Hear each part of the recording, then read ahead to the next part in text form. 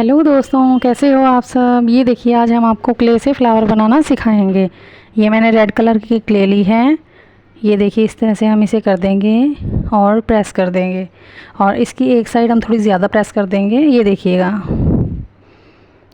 अब हमने वायर ली है और वायर को इसके बीच में लगाकर इसे फोल्ड कर दिया है। ये देखिए, ये हमारी फ्लावर की शेप आ चुकी है। अब ये हमने स्पार्कल लिया है, इसको स्पार्कल में थोड़ा सा डिप किया है।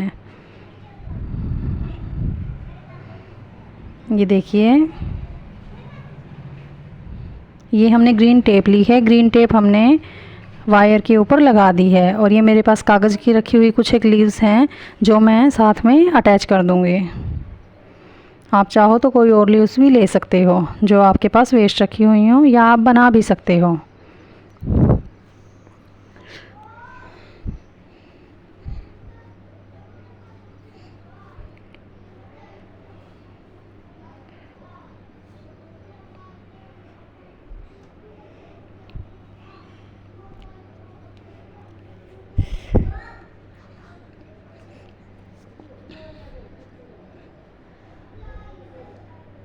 ये देखिएगा, इस तरह से हमारा ये रोज़ फ्लावर बनकर तैयार है।